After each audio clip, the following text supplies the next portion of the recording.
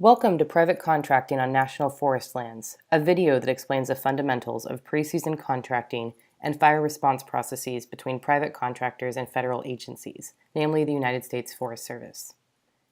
The information presented in this video reports what our research through policy and document review and interviews and vetting with fire professionals has found to be the generally accepted process for pre-fire contracting and fire response as of 2015.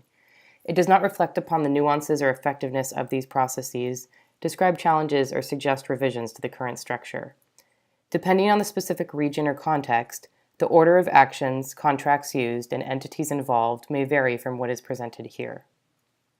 This video is a shortened version of Private Contracting on National Forest Lands, Pre-Season Contracting and Fire Response, a working paper by the Ecosystem Workforce Program at University of Oregon.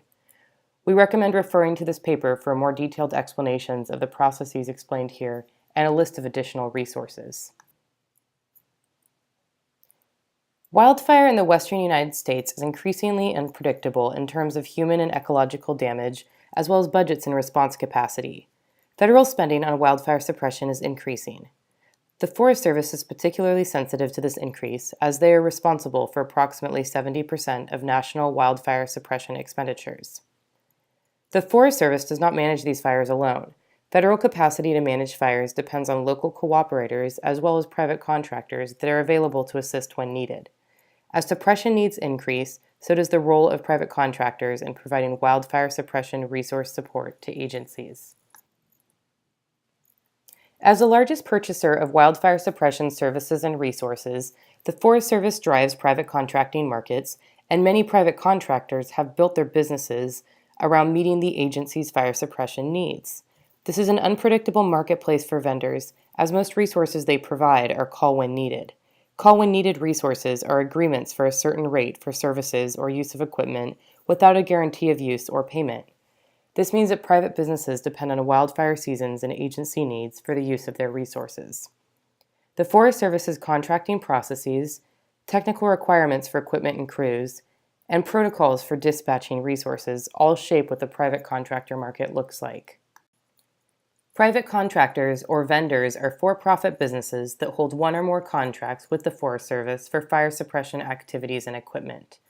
We group these contractors into four commonly used categories, including aviation vendors, which include air tankers, Airbuses, helicopters, fire retardant, and pilots; equipment vendors, which include non-aviation firefighting and support resource items, including machinery, vehicles, and crew and personnel support units; local service vendors, which are resources used to provide a service such as portable toilets or chainsaw repair, often contracted from local businesses close to the fire; and hand crew vendors, which are private contractors supplying either Type 2 IA, initial attack, or Type 2 qualified wildland firefighter crews.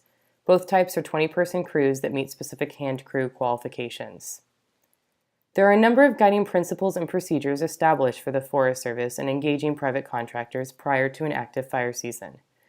This includes pre-season solicitations, agreements, and contracts that agencies coordinate with private contractors prior to the fire season. These result in a verified and prioritized list of contractors that meet agency specifications. Agencies then solicit for contracted resources based on local and regional needs and existing agreements with other federal agencies or state cooperators. The National Contracting Office for Wildland Fire Suppression Resources is the Forest Service Incident Support Branch for Acquisition Management.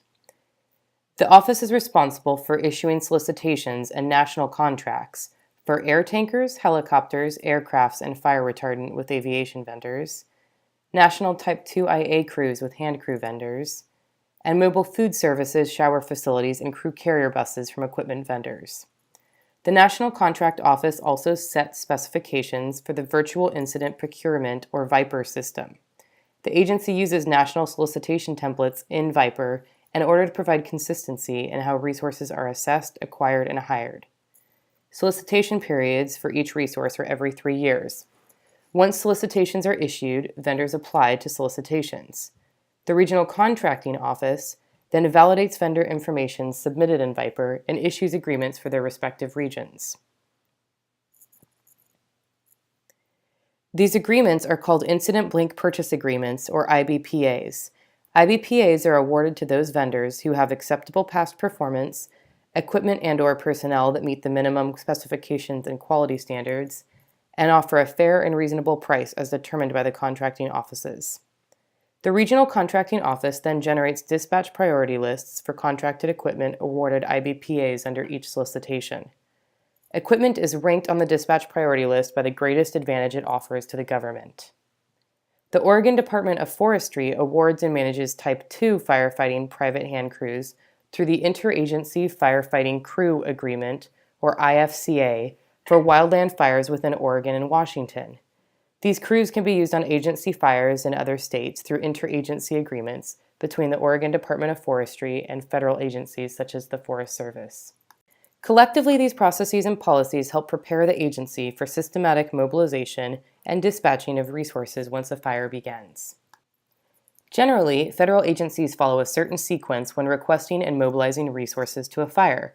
As every fire situation is different, these processes vary on the ground. Once a fire ignites on national forest land, the agency typically calls in agency crews and equipment first, followed by other federal agency resources. When available or nearby resources are exhausted, cooperators are called in. Cooperators vary by region and agency, but include state agencies such as departments of forestry and state forest services, and local entities like fire protective associations and county and regional fire departments. Once both available federal agency and cooperator resources have been exhausted, private contractor crews and resources are called in. When a fire begins, local dispatch is in charge of ordering resources for suppression. During initial attack, local dispatch uses the closest available fire suppression resources, regardless of the vendor's presence or ranking on the dispatch priority list. It is up to the discretion of the incident commander, the person who is in charge of each fire at each individual incident, to determine if and when to use preseason contracted resources during initial attack. Local service vendors often do not have preseason agreements and therefore are not ranked on dispatch priority lists before fire season. In these cases, dispatch will make their own local decisions about who to call for services. When a dispatcher does begin using the dispatch priority list for ordering resources, they will contact the highest ranked vendor on the list first. If that vendor is unavailable or declines to take the contract, the dispatcher will continue moving down the list until the order is filled.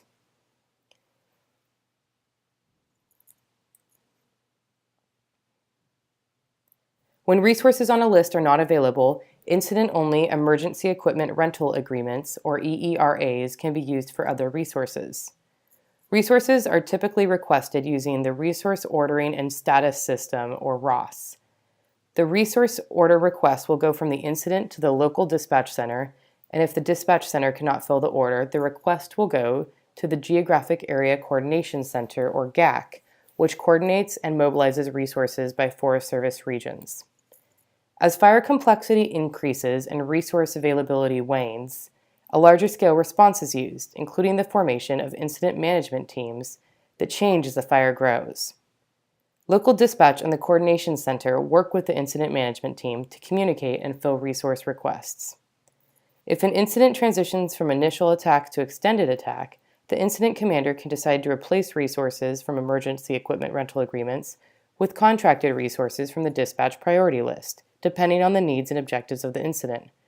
Once in extended attack stage, the dispatch priority list is exclusively used for requesting any additional contracted resources for the incident.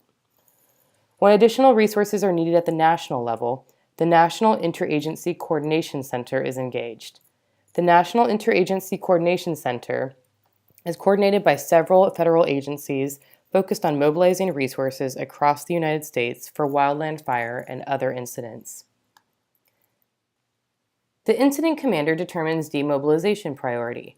For tactical equipment, contractors awarded preseason IBPAs typically have priority to remain on the incident longer than incident-only EERAs unless the incident commander determines otherwise. The processes of private contracting, from preseason solicitations and contracting to initial and extended attack, are complex and constantly evolving. Understanding how private contracting operates within the Forest Service's structure is key for those looking to understand not only how this process works, but also to better identify potential barriers to entry for those looking to participate or expand their presence in this marketplace.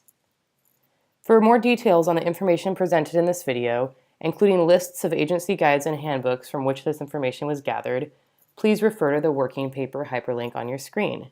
This material is based upon a work supported by the Joint Fire Science Program.